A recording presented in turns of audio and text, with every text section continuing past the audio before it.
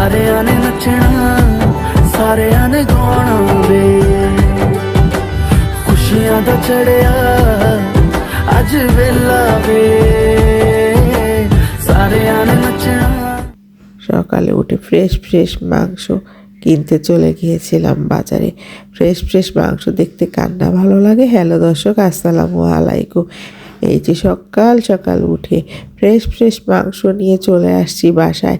আজকে মহা উৎসব, মহা আনন্দে, মহা সমারোহে চলবে রান্না। যাই হোক, আপনাদের সঙ্গে দুটো কথা শেয়ার করি। আমি কিন্তু রান্নার কোনো রেসিপি নিয়ে আসিনি, বাট আমি কোনো কাউরে রান্না শেখাচ্ছি না। আমি আমার পরিবারকে রান্না করে খাওয়াবো, আমি সেই জন্য রান্না করতে গিয়েছি। বাট সবাই যদি ভালো লেগে থাকে রান্না, আরও রান্নার সুন্দর সুন্দর ভিডিও দেখতে চান, তাহলে আমাকে কমেন্ট করে জানাবেন। আচ্ছা, আমি এত গ্রুপে আপনাদের সঙ্গে শেয়ার করি, এত মানুষ দেখছেন, কেন আপনারা একটু লাইক কমেন্ট দিচ্ছেন না? নতুন পুরাতন সবাই মিলে একসঙ্গে কাজ করলে কাজটা অনেক ভালো হয় না?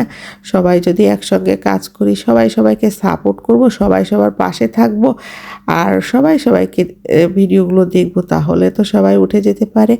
কেন সবাই মনে হিংসা রাখে বুঝি না। আল্লাহ সবার মনে রহমত দাও। আর এই যে এই তিনজন এত সুন্দর করে আটকায় রাখা হয়েছে, কারণ ওরা রান্নার সময় অনেক ডিস্টার্ব করে, সেই জন্য ওদেরকে আটকিয়ে রেখেছি। আর ফ্রেশ মাংস দিয়ে কিন্তু চলছে আমাদের বিরিয়ানির প্রসেসিং। যাই হোক, মাংসগুলো দিয়ে দিচ্ছি। মাংসগুলো দেখতে কিন্তু অনেক ফ্রেশ লাগছে। আর এরকম ফ্রেশ মাংস খেতে কার না ভালো লাগে? আমার তো অনেক ভালো লাগে। আর যাই হোক, আপনারা যদি এই রকম সুন্দর সুন্দর রান্না খেতে চান, বাট আমাকে আমার ভোজন বিলাস পেজে নক করতে পারেন। যারা আমার ভোজন প্লাস পেজটা এখনও ভিজিট করেন, ভিজিট করে আসবেন। আর পাবনার মধ্যে যারা আছেন, অর্ডার করলেই পেয়ে যাবেন আমার এই সুন্দর সুন্দর রান্নার রেসিপি।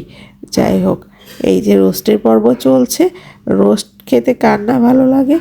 আমাদের সবার পরিবারের সবাই কাচ্চি আর রোস্ট খাবে আজকে। আমার তো অনেক ভালো লাগছে। আর পরিবারের মেহমান বলে কথা, মেহমান আল্লাহর দান। মেহমান সবার বাড়িতেই যায় না, কিন্তু আমার বাসায় কন্টিনিউ মেহমান থাকে। আমি কন্টিনিউ সুন্দর করে আপ্যায়ন করি তাদেরকে। আমার বাসায় গেস্ট আসলে আমি আল্লাহর রহমত ভাবি। যাই হোক, আল্লাহর অশেষ রহমতে আমার বাসায় কন্টিনিউ গেস্ট থাকে, আর আমি সুন্দর সুন্দর রান্না করে সবার মাঝে উপস্থাপনা করি। এটা হলো আমি আমার ছেলেদের খাওয়াই, আমার ভাস্তাদের খাওয়াই, আমার সন্তানদের খাওয়াই। যাই হোক, আমি কিন্তু সবসময় বেশিরভাগই রান্নাগুলো চুলাতে করি। মাটির চুলার রান্নার লুকটা অনেক সুন্দর আসে। একটু গ্রামীণ পরিবেশ নিয়ে আসার চেষ্টা করি, বাট পারি কি না পারি না জানি না। যাই হোক, আমার দম বিরিয়ানির রান্নাটা আজকে চলছে। আমি আজকে দম বিরিয়ানিটা করব, বাট এই রান্নাটাও কিন্তু আমি এর আগেও করেছি। আজকে একটু বেশি পরিমাণের করা লাগছে। যাই হোক, এই যে এটা করছি, আমার ফুপুর ওখান থেকে, ভারত থেকে আমি এটা শিখে এসেছি। আর এটা আমি দেখেই শিখে ফেলেছিলাম। এই যে আমার সমস্ত প্রসেসিং শেষ, এবার মুখটা আটকিয়ে দেবো। মুখটা আটকিয়ে দেওয়ার পরে লুকটা দেখতে পাবেন। এই যে উপরে কয়লাটা দিয়ে দিয়েছি। আর যাই হোক, নিচেও কিন্তু আগুন ছিল। নিচেরটা হালকা থাকবে, উপরেরটা একটু বেশি থাকবে, তাহলে পরিপূর্ণতা পাবে। এই যে আমার লুক, ও মাই গড, পুরা বিরিয়ানির লুকটা ছিল অসাধারণ। অস্থির লুক ছিল। আর এই সুন্দর সুন্দর রেসিপি, সুন্দর সুন্দর খাবারগুলো যদি আপনারা খেতে চান, আমার ভোজন বিলাস পেজটা ভিজিট করে আসবেন। ওখানে আমার সুন্দর সুন্দর রান্নার রেসিপি বাট এখানে পেয়ে যাবেন। যাই হোক, আলহামদুলিল্লাহ, যারা পাবনার ভিতরে আছেন তারা অর্ডার করতে পারেন। নিঃসন্দেহে পৌঁছে যাবে আপনাদের দ্বারে, আপনারা পেয়ে যাবেন। খাবারের মেনু চলছে, খাবার বাড়া চলছে। এই যে সবাই পরিবারের একসঙ্গে খেতে বসবে। সবাই যখন একসঙ্গে নামাজ শেষ করে চলে আসে, সবার কিন্তু ক্ষুধা লেগে যায়।